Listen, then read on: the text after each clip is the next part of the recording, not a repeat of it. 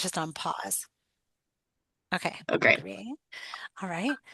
So, just to get us all started, hello everyone, and welcome to today's January 15th, 2026 Main Street, Rhode Island virtual roundtable. Today we're going to be talking about historic preservation and presentation titled The Historic Heartbeat of Our Main Streets. Um, get us going. I wanted to shout out to our sponsors. Rhode Island Energy is our founding sponsor of Main Street, Rhode Island, and today's program is also in part supported by a grant from Rhode Island Commerce. Make sure to say thank you to them. For anyone who's new, a 5 seconds on what we're doing here. Grow Smart Rhode Island was recently named as the official state coordinating program that is aligning with the national organization called Main Street America. They have been leading Main Street revitalization and the cultivation of vibrant commercial districts in communities around the country since 1980. And we're very proud to be joining them. So, as the coordinating program at the state level, our job is to support all of you who are doing awesome work at the local level. And the approach that Main Street America developed is called the 4 Points approach or the Main Street approach, and really looks at intentionally advancing all aspects of place simultaneously. And those aspects of place include economic vitality, which are the businesses, promotion, which is communications and events, organization, which is people and how the work gets done, and then design, which is about the physical and built environment, where today's program is going to kind of focus. Oops. And I did want to do a special shout out to all of you who are here from a team on our brand new and first ever Main Street Learning cohort that we're convening. Welcoming 11 communities from around the state who are participating in this brand new opportunity with Main Street America to learn more in depth about the Main Street approach. So, welcome to all of you who may be new joining us from the cohort. If everybody would like to go ahead and introduce yourself in the chat, please feel free. Um, and I'll take a moment to welcome our special guest for today, and that is Kelsey Mullen. She is the Senior Historian and Public Information Officer from the Rhode Island Historic Preservation and Heritage Commission, otherwise known as the State Historic Preservation Office, or as you may hear people, especially people outside Rhode Island, refer to state historic preservation offices in general. They call them SHPOs. So if you use the acronym. So I just wanted to make that clear. And a minute on Kelsey, because we're so excited to have her. She is the former Director of Education for the Providence Preservation Society, and before that worked with the Newport Restoration Foundation as their public programs manager, and then before that, the coordinator for academic programs and special projects. And before that, she worked at a historic house called the Mount, which is Edith Wharton's home in Lenox, Mass. And my favorite part of your resume, Kelsey, is that you worked at the National Baseball Hall of Fame. My husband is a gigantic baseball fan, so we've been several times. So we're so glad to have you here, and I'm really just gonna turn it right over to you, um, so that you can give us a presentation. Um, as people, if you have thoughts, questions as Kelsey is presenting, please post them in the chat. We will have time at the end for discussion and questions. But as they occur to you, please feel free to post them there. We definitely encourage that. And if anyone wants to turn on their cameras too, we love to see everyone's faces. So with that, I turn it over to Kelsey. Okay, well, thank you so much, Gillian, for that introduction. I will tell you that of all of those workplaces, the Hall of Fame was by far the scariest job I've ever had. As somebody who knows nothing about sports, I felt like I was faking my way through every day at work. And people come, devotees, people who know all the stats and the teams. And so you knew you were going to be tested every day. And I'm so glad to be here to talk about how old buildings and other resources fit into the Main Street pie. They are something that I have focused my career on, but I think historic buildings touch us in Rhode Island pretty much no matter where you live. And so to start out, we are not doing a, there we go. I just want to do a short activity. We're going to take a couple of minutes wherever you are. And I want you to pick a place. It could be the Main Street program you are representing. It could be where you live. It could be just one of your favorite places. And I'm going to put 2 minutes on the clock. I'll do this myself. And I just want you to write down as all of the things that you can sort of conjure and bring to mind that you like. The people, the places, the things, the ideas, the weather, like the whole field is open. But we're going to use 2 minutes and just like physically commit those things to paper or a screen near you. So with that, I'll put 2 minutes on the clock and we'll get started. Go.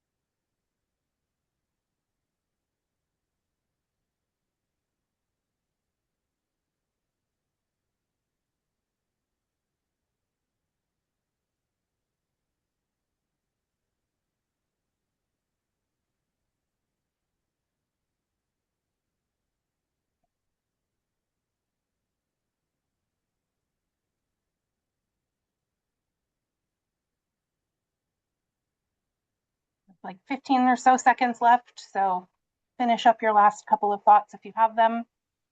We have some thoughts on the screen. I'm not sure how that happened, but very exciting. Texture, I support. All right. Thank you for indulging me. I think I find it useful to ground myself in reality when thinking about sort of trends or statewide data.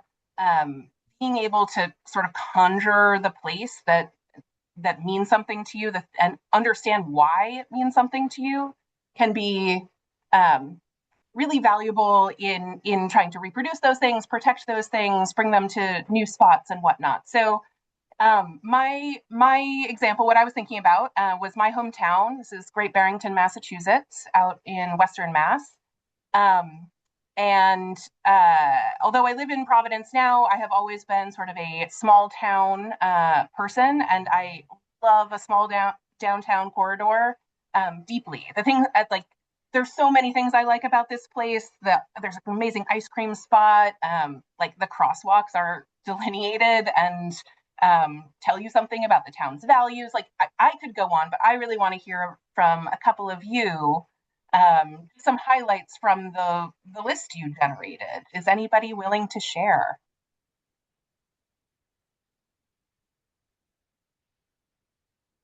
Sure, I'll take a stab at it. Yeah, go for it.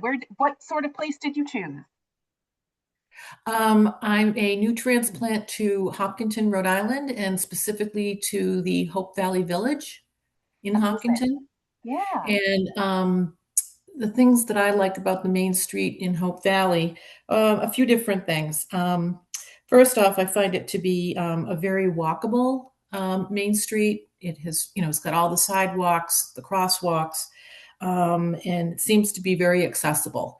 And I see a lot of pedestrians using the sidewalks to walk to wherever they are going. So they're used by seniors, they're used by children, they're used by dog walkers, runners, strollers, you name it, they're being used.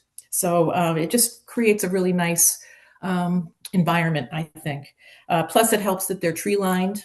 Mhm. There's a lot of beautiful architecture on the older homes on Main Street, Victorian era architecture, which I always love looking at, and it's just very quaint.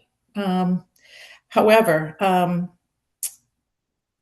not necessarily. There are several blighted um, buildings in the downtown, and that's what I'm hoping to get out of our session today is how to work to improve those buildings so that it can truly be a very charming, downtown Main Street. Yeah, absolutely. It sounds like you have a downtown that's being used, but could be used even more fully. Um, Exactly. Anybody, maybe we have one other person share their reflections on their downtown.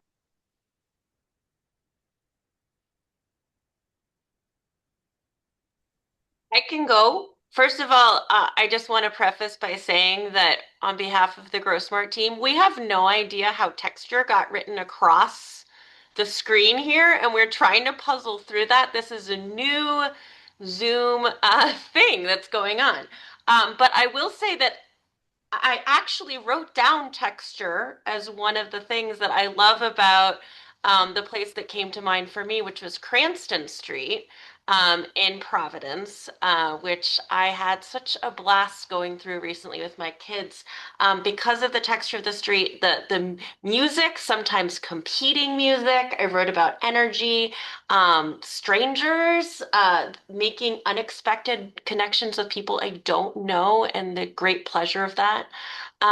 So those were some of the things that I Yeah, said. And I don't know if texture is going to continue to just be sprawled across the screen. But we're going to try to we'll ride it out. Yeah, I agree. Texture is sort But of it is important. it's in the It mix. is a really Um, it's yeah, it's something that is so nice to that it's like kind of the opposite of suburbia.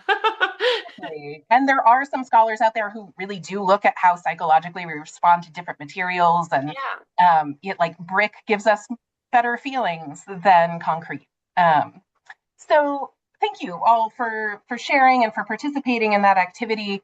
Um, what it points to, when I've done this before, I think it points to the fact that there isn't just one thing that makes a successful Main Street or downtown or urban area. There's a urban planning principle called the power of 10, and it really is like a place doesn't become a place until there are 10 little things together that collectively convey a sense of place. And I would argue that historic buildings and streetscapes and blocks um, and monuments and view sheds, all of that are some of those contributing factors to what make a place worth being. So, what do we mean when we say historic? This is just a defining of terms a little bit because there are specific industry uses of historic or historic preservation. And then there's the way that most of us use these words more broadly. So, first of all, Rhode Island has a wealth of historic resources. We're the second most densely populated state in the country, and we have more National Register properties per square mile than any state in the country. So those are properties that are officially listed on the national list of important places. And we have a lot of them. A lot of these statistics are skewed because of our size, but I think what we can take away is that it's a really densely packed area. And that Rhode Island has been in on this conversation about reusing our historic buildings for a very long time. We got started on this out of necessity, and then a real sort of formal preservation movement was nurtured here through much of the 20th century. We're one of the first states to really start surveying all of the historic resources we have. And we have a lot of them. Generally, we use the measuring stick of 50 years. That's what makes something historic, right? Anything that is roughly 50 years or older can be considered historic when we're talking about it. And that's how I'll mostly be using the word historic today. Um, there are also criteria that the National Park Service outline that sort of defines what historic means, or what a historic building is, and what makes it eligible to be on the National Register. Um, it's a much more stringent list and is much more specific. So that's how professional preservationists talk about historic. But for today's conversation, we're talking about just old buildings. And because we have so many of them in Rhode Island, these are the places where we are living and working and worshiping and gathering and learning, and pretty much everything takes place in or around historic resources. I'll also be talking about historic districts, which is another one of those terms that has dual meaning. So in the professional preservation world, historic district, you could have them at the local level, where they're regulated as a zoning element, or you can have a national historic district, which is really more of an honorary designation. These both of these have sort of criteria and are managed pretty proactively in different ways. But we also, I think, colloquially call downtowns downtown districts, central business districts, corridors, areas, so we use a lot of terms to talk about the area around a main street, and the resources that are within that area. And so in some cases, I'll be talking about that as just sort of a district or an area, a downtown corridor. And in some cases, I'll try to call it out specifically. I'll be talking about those more sort of technical historic districts that are listed at the local and national levels. So I think that gets our terms out of the way. And I should say off the top, I think, and it's not just me, I will hopefully show you through the power of data, that older buildings are great for cities and towns. They just are. In a variety of ways, historic resources make places worth spending time and worth spending money in, right? Which is sort of at the core of what certainly main streets are looking to do. They're looking to attract people and keep people, and create opportunities to spend money in the local economy. And what we know sort of nationwide from a variety of sources is that historic resources really drive the creation of a place worth spending time in. Importantly, it's not the mall. It's very different from the mall in a lot of important ways. And it's different outcomes for local communities as a result. We are fitting sort of historic character into the design wedge of the four-way Main Street America pie. I would argue that in addition to sort of the aesthetics of historic buildings, which are, of course, lovely and nice, benefits are also economic, symbolic, educational, cultural. We're really talking about pretty wide impact of having and retaining and using your historic blocks, buildings, and whatnot. And they are, shout out to GrowSmart, they are the living embodiment of GrowSmart principles and goals. Everything that GrowSmart, the sort of bigger concept, and GrowSmart Rhode Island value are expressed in our historic communities. So some baseline assumptions that I come up against all the time, and I understand where these concerns come from, that small businesses just can't afford to be in these historic areas, that the protection of these historic districts prevents new affordable housing, and it doesn't allow for upzoning and greater density, which increasingly our communities need to achieve a variety of goals.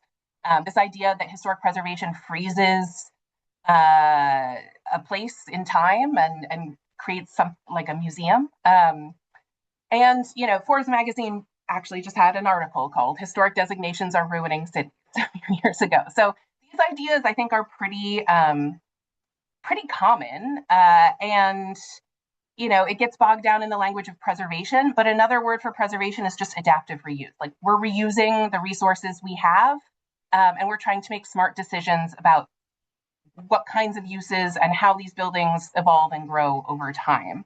And hopefully by the end of this presentation, you'll have some talking points to push back on these ideas, whether they're things you've heard in your own community, whether they're ideas that you hold yourself.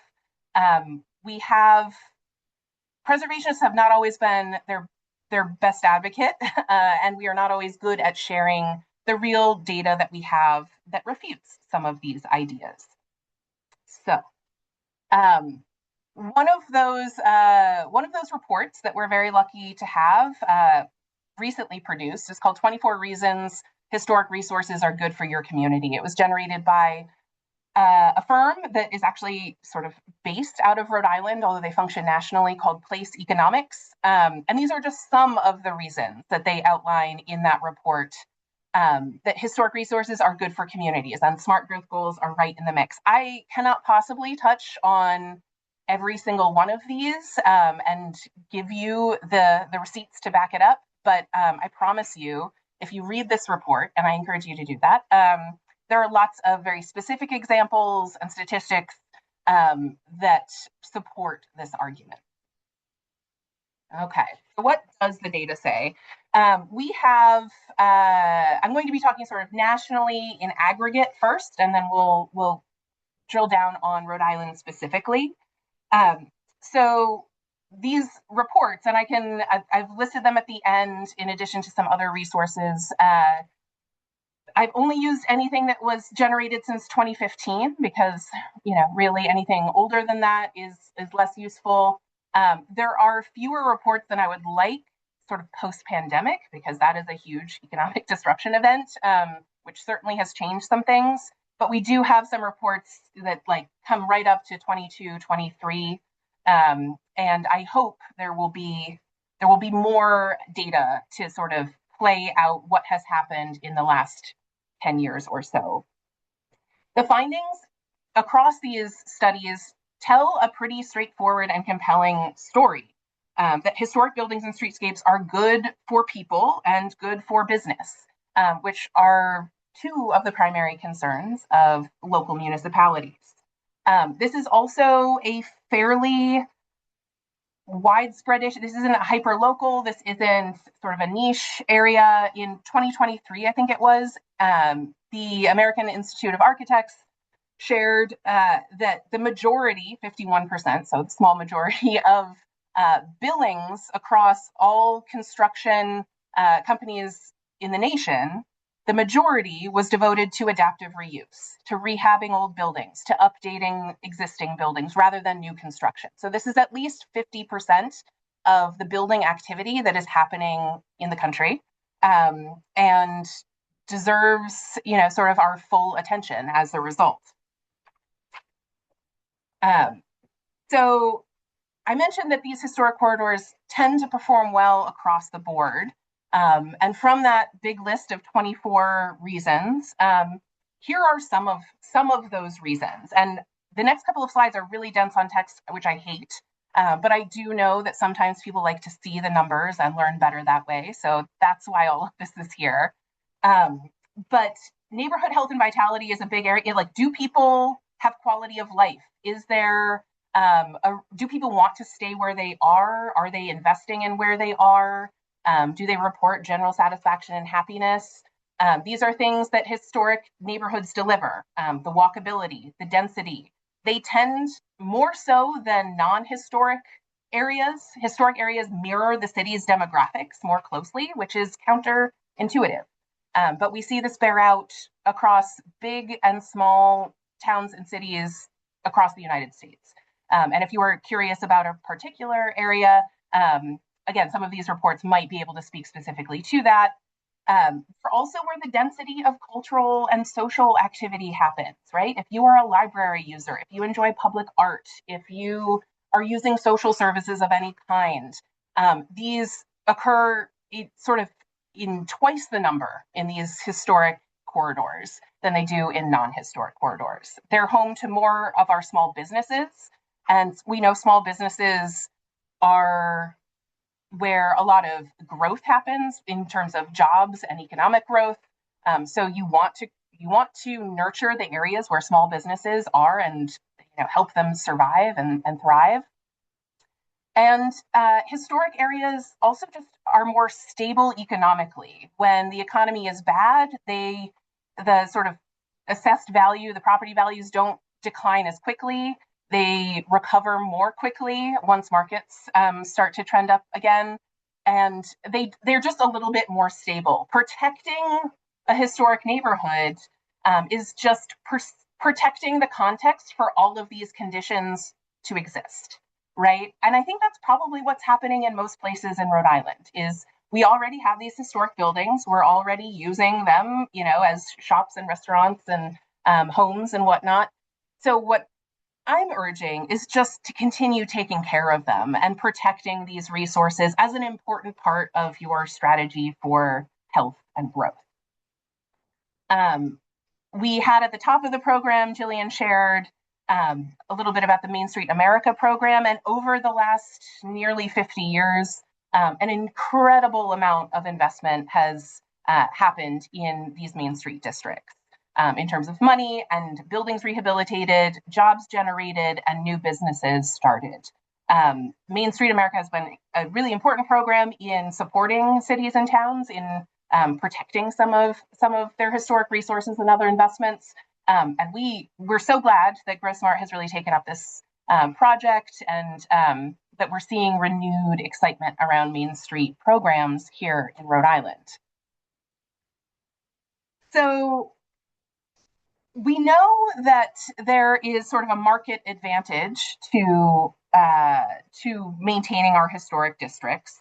And this is something that Rhode Island has believed in, certainly formally, since the early 80s. This comes from some of the language in our state legislature that defines how preservation functions. It helped create the agency I work for, the State Historic Preservation Office, and created things like the state tax credit program. And this is excerpted right from that legalese, is that in the early 80s, civic leaders already were sort of singing the praises of historic structures as being important to the economic base, the civic health, and just the enjoyment of various places across Rhode Island. It is my office's job to continue to uphold these ideas and to make sure that they play out somewhat evenly across the state and to support people who are doing all of this good work at the local level. This is where we get into what is happening more specifically in Rhode Island. I want to point out a couple of official programs that are ways that we support, and by we, I mean the state supports the maintenance of historic buildings. We know that they take maintenance, they take effort, they take investment. They tend to retain that value and investment longer than new construction, but it is still a fairly high burden to continue to upgrade and update and maintain these older buildings. So across our 39 cities and towns, there are 19 cities and towns that have gone through the process to become a certified local government. That means they have a local historic district within their boundaries. So that is the zoning overlay that I mentioned. If you are a certified local government, that makes you eligible for funding from our office for a variety of practical purposes. Each year, we grant out about $70,000 to applicants, and those applicants can only be certified local governments from within Rhode Island. And those awards have supported all kinds of projects, planning projects, documentation projects, public programming, all sorts of things. So if you are within a certified local government, or you are in a town that is a CLG, you can talk to your city or town about applying for these funds on your behalf. If you've got an idea about how to use, it's not a ton of money. Most entities get somewhere between, $10,000 and $15,000 each year, so it's not going to change anybody's life, but it does go some of the way towards funding these projects of just like understanding what resources are and planning for their future. Those local historic districts, again, those like sort of defined districts within cities and towns that are regulated a little bit more closely, they only make up about 1% of our total land area, but they are also home to 12% of the state's population and 4% of the jobs. So they outperform their size, I guess is what that is meant to convey. And then the second program I want to call attention to is the tax credit program. There's both a federal historic tax credit program and a state historic tax program. The federal historic tax credits are much more reliably funded and available to people. And they've been around since the late 70s, and Rhode Island has been a heavy user of federal historic tax credits from the beginning. Essentially, it provides a tax credit for 20% of a project's total value if it meets these essential criteria. And it has generated a tremendous amount of preservation and reuse activity across the state, but it also generates, it's generating housing. A lot of these projects, granted, they're mill projects, so they're huge buildings, but a lot of the lofts that we have in Rhode Island have been funded through the federal historic tax credit program. And 20% of new housing in Rhode Island is coming from this program. So that's not small potatoes, and it includes affordable housing. So when we're talking about a housing crisis statewide and how, the affordability budget that the governor just proposed, historic resources are right there in the mix as part of the solution. They always have been. It's just a matter of leaning further in that direction. The state historic tax credit program was established not long after the federal program, and it is funded through the state budget. Rhode Island has gone through periods of funding the state tax credit program really robustly, and we've been able to execute on a lot of really excellent projects statewide. And we've gone through periods where the state historic tax credit program is completely unfunded. We are currently in one of those phases. That is really just a legislative priority that requires sort of the energy of lots of our cities and towns advocating for the restoration of the tax credit program. I know GrowSmart has been an advocate for a reformed state tax credit program, the Providence Preservation Society, Preserve Rhode Island. If you are looking for a way to bring back the state tax credit program and all of the wonderful projects that it could potentially fund, we need to apply pressure to the state legislature so that they understand that it's a priority for us, and that it helps us achieve our statewide goals. That not funding this is really not doing anybody any favors. And when we look at a state budget, it really is small potatoes compared to lots of other things that are in the state's budget. In Rhode Island, of course, we can't get away from heritage tourism. It's central to the way our economy operates and the way we orient ourselves nationally. And heritage tourism represents about 43% of the total visitors to the state every year.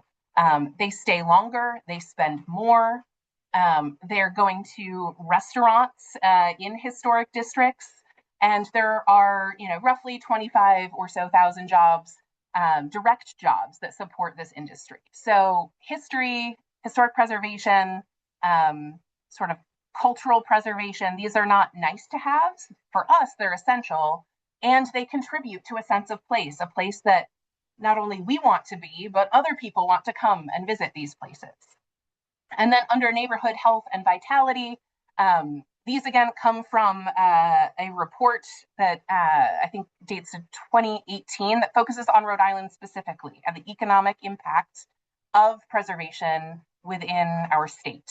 And it shows, if we're looking at sort of the composition, who lives in these historic corridors, I mentioned that they tend to mirror the city's population more accurately than non-historic areas, a counterintuitive idea. But this shows you population by income and population by race within local historic districts, and then the rest of Rhode Island. And you're seeing that in aggregate, in general, our historic districts absolutely look like the cities and towns where they're located. They have the same sort of racial distribution, income distribution. Those are the primary two metrics that have been evaluated. But these historic districts, they're places people want to be, and they're not as exclusionary or expensive as sometimes we sort of assume that they are. So always look for evidence, and hopefully that's the package that I'm delivering to you all today. It's some evidence to support some of these ideas that you might have already had sort of kicking around your brain, and just need a little bit more sort of grounding to support that argument in other contexts.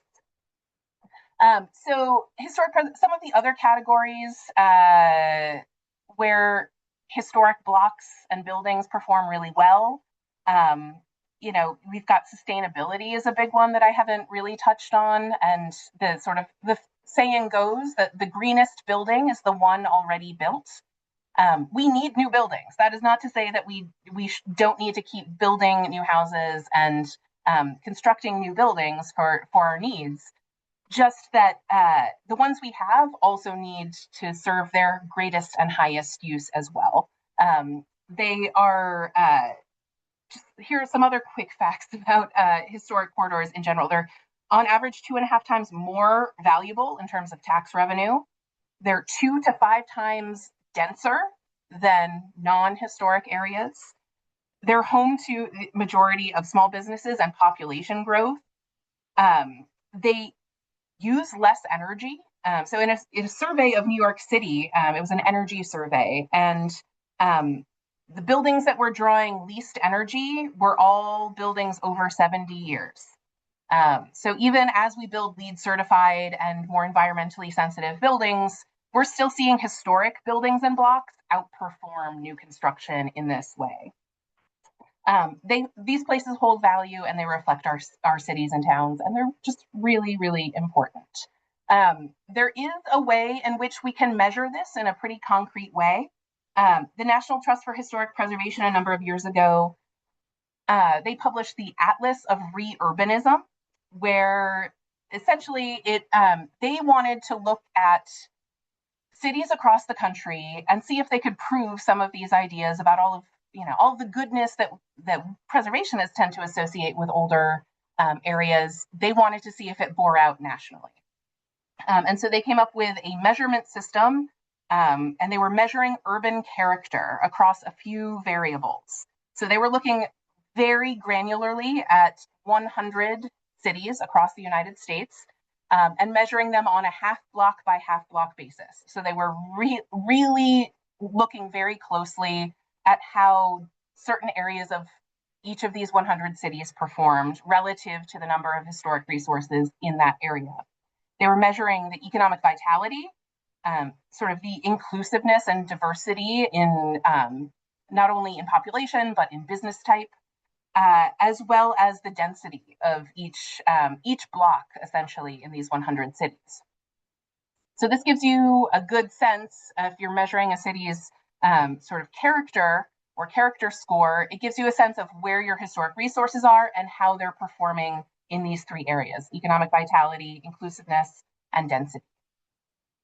So Providence is the only Rhode Island municipality represented in their study, which doesn't surprise me.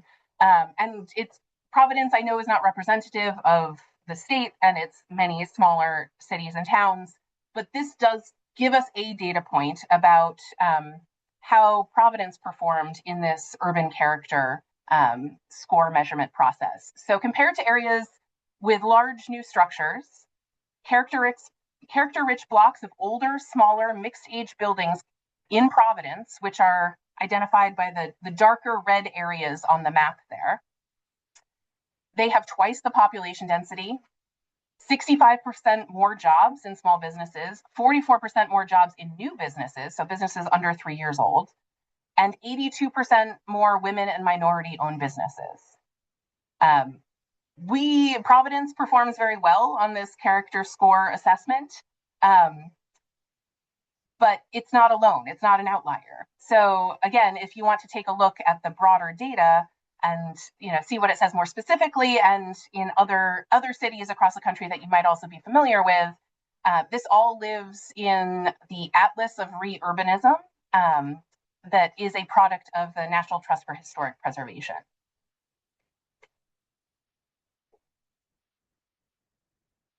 So that sort of wraps up my hard sell for why historic resources are important, not just because they're pretty to look at, but because they really do serve as a foundational element of healthy, productive communities. But what is it that my office does, and how do we support this work? We run the Certified Local Government Program. So that all happens within our office, and we are all of that money flows through our office once a year. We are just about days away from formally announcing the 2026 grant funding round for CLGs. That'll happen, I think, on Tuesday.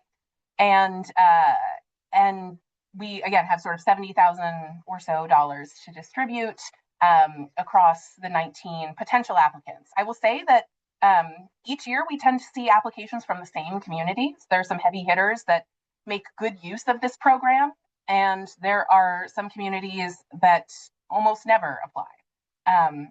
So if that's you, think about it.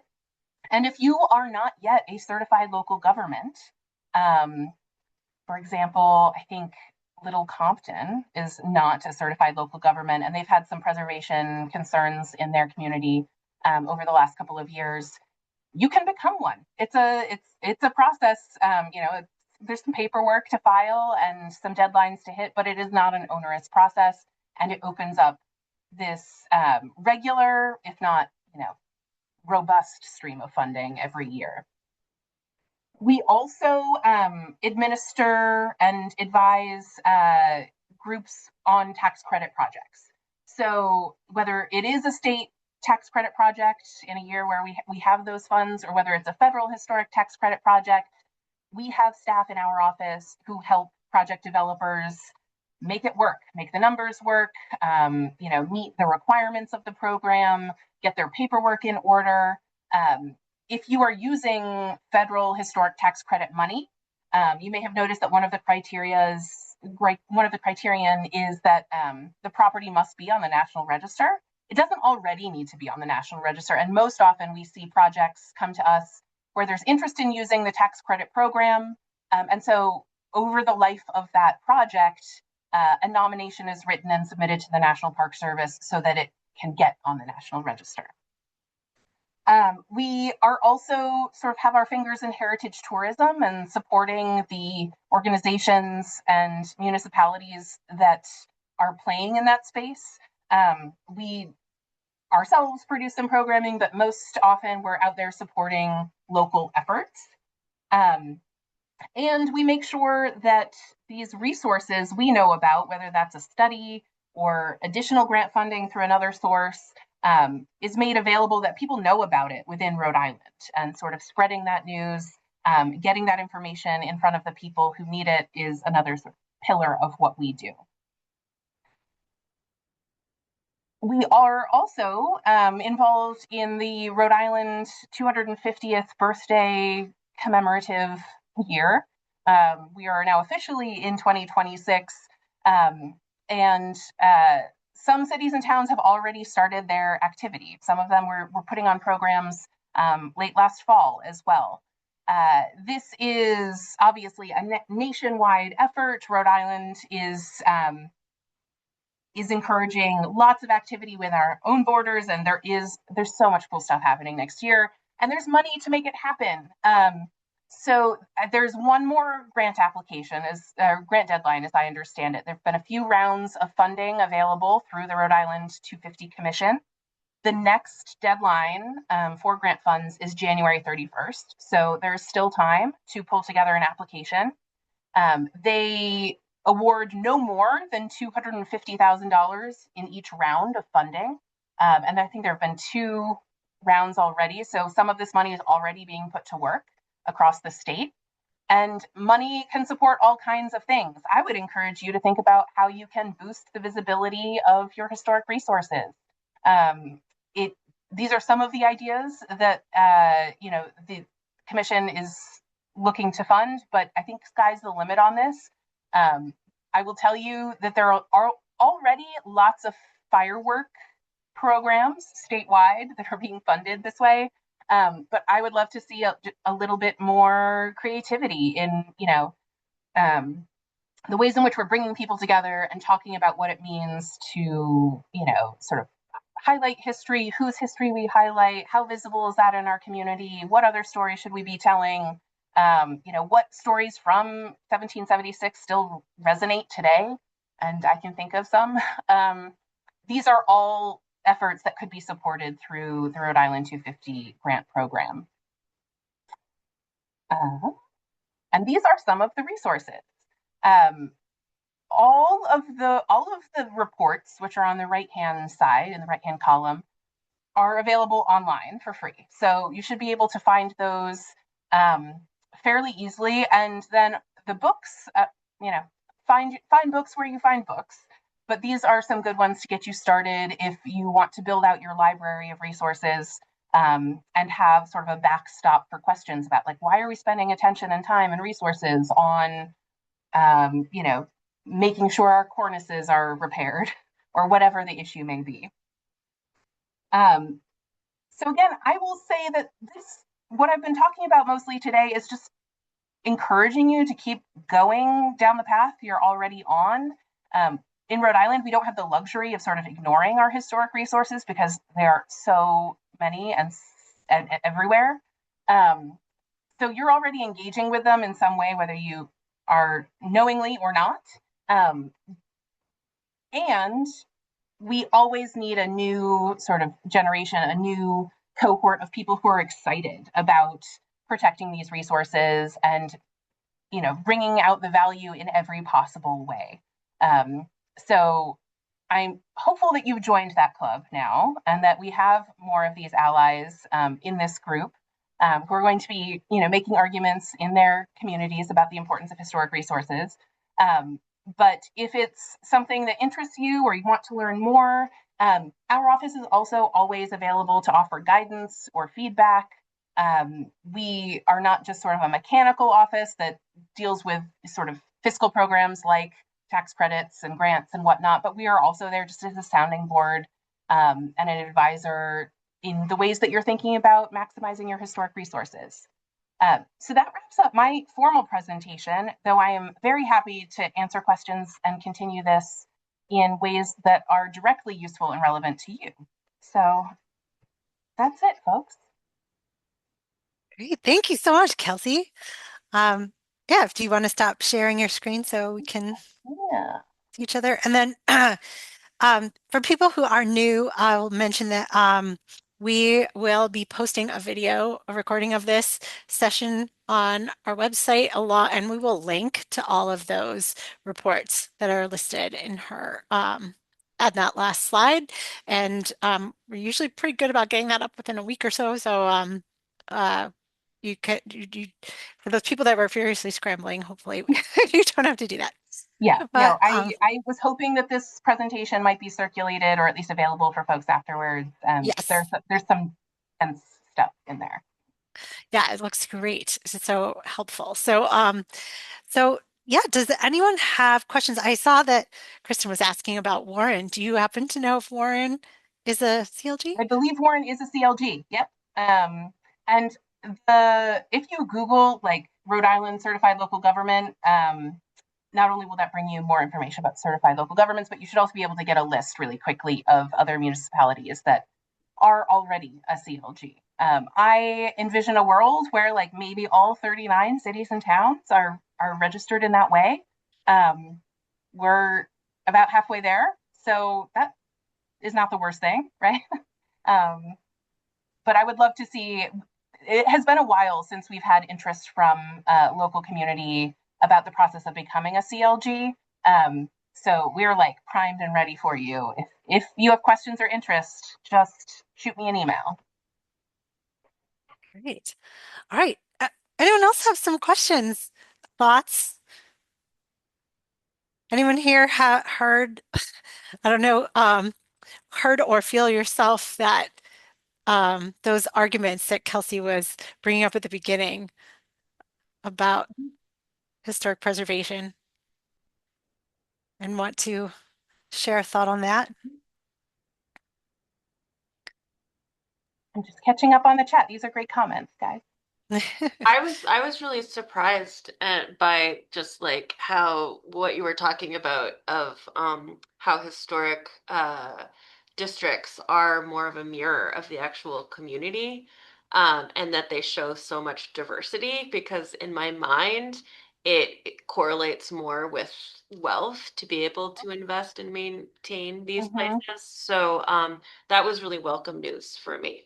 I think an important element of that particular topic is that, when we're looking at historic districts, a lot of historic districts, like the formal historic districts, are in the CBD or, the core, urban core of a place, or even in a smaller town or more rural area. There tends to be sort of a central area, a place where you're gathering. And to the extent that there is housing in those areas, it tends to be rental housing. Hmm. So that helps contribute to sort of, I think, the population diversity somewhat, is that not everybody has to own their own place um, in these denser downtown areas. And so you get a slightly better reflection of who all lives in that city or town. But yeah, I think it is counter to the way we talk about and perceive historic resources and historic preservation more broadly. Another point on that list of facts that you gave that I found really interesting was the energy efficiency or energy costs. Mm-hmm. It's kind of counterintuitive, right? Yeah, I could do a whole separate presentation on building science and Mm. why that is the case. I think I have a lot of thoughts on this, but in brief, uh, the sort of construction industry has considerable resources, right? We're talking about unions and lobbyists and just the scale of their work. And so they're very good at pushing their narrative about efficiency, about cost, about just even the value of retaining historic structures. And historians and preservationists do not have the same platform, and we have not pursued it as aggressively as maybe we should have. So we're not always able to push back against some of these claims when they're made and asserted like truth. And that's why, I mean, we all know the value of data informed decision making, and that's why I wanted to provide you all with the data so that you can make decisions for yourselves, and maybe be surprised, but mostly just have the information so that when there's conversation about this, it can be informed by real numbers, real information, real examples, and not just hyper local, this is what has happened in this community, or this is the perception here. But when we pull back just a little bit, even statewide, like where are some of the myths that are floating up? Where could we have more information? Where do we need to study things a little bit more closely? And then certainly nationally, you see a very clear pattern that this is not isolated. This is not just the Charlestons of the world. This is not just for big cities. This is not just for East Coast. Like this, we see historic resources contributing in these really meaningful ways across the country. No, it's great information. Thank you. Yeah, anyone else? Um, Hey, Barbara. I'm sorry. It's Mike Agus. I'll give it a try. Okay. I have a funny historic story to tell. I went up to Troy, New York, where I went to college, and they actually film the Gilded Age. The scenes you see in New York City are actually in Troy, New York. On Second Street, it's a whole street that's beautiful brownstones that you see in the Gilded Age and so forth. And they actually remove the cars which I try to do visually when I'm looking down the street. But and they put plywood down and put sand there and make it look like the Gilded Age, right? Yeah, I mean, So that's a whole new element of Rhode Island's tourism economy is this like Gilded Age tourism, or even just sure, sort of like sure. movies and television tourism. I don't know. I wouldn't necessarily define it exclusively as like heritage tourism, but it overlaps for sure. And we're Yeah. seeing more and more people curious about the places where these, historical stories were filmed. Yeah. Yeah. Well, it's working for Troy, New York. So I ran to the hotel that night and I ran up to the desk and I love to name drop and scoop people and stuff. And I said, they're filming the Gilded Age here. And he said, you idiots, we got 60 of the crew staying in our hotel, you dumb jerk. Anyway, that was my story. Yeah, I'm glad Cool. to hear that Troy, New York is also benefiting from the Gilded Age dollars. All right, Barbara, you had your hand up too. Thank you, Kelsey. This is great. I just want to confirm, the sort of the list of misconceptions that you posted, that preservationists are very often thought of as being obstructionists, and it's just really, really frustrating, especially in a time when there's such a push for new development, particularly housing development, and so that the trying to sort of advocate for retaining historic buildings when there's this desperate need for new housing is difficult, and then to sort of have people there's just it is a very common understanding that, oh, you preservationists just don't want anything to change. And so we constantly just keep using the words progress and preservation, together at the same time, that it is possible for it to happen. It's necessary for both to happen at the same time. And this is something we strongly work towards. So thank you very much. Sure. Yeah. No, Barbara, you're absolutely right. I think historic resources are a tool of development and progress and growth and all of these things that real communities need. It's not an obstacle to those things. It's a both and story. And I do want to, Kristen, I saw your comment about um about the the preference that people have for living in walkable communities that are transit connected, right? Those are our smart growth locations, and how it does push people out. And you talked about preserving the natural occurring affordable rents.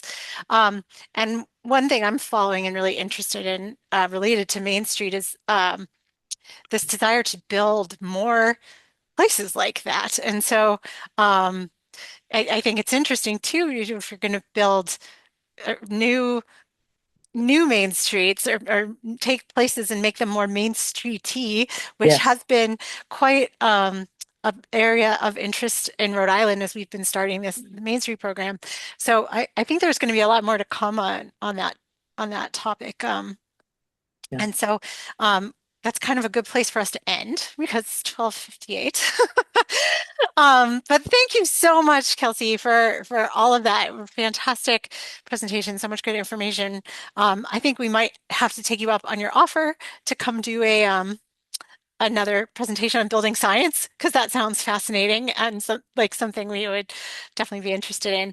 Um, but till such time as we can do that, we'll let everybody know that the next roundtable on February 12th at 12 noon, we're very excited to bring you our second roundtable on the topic of parking, everyone's favorite topic of parking.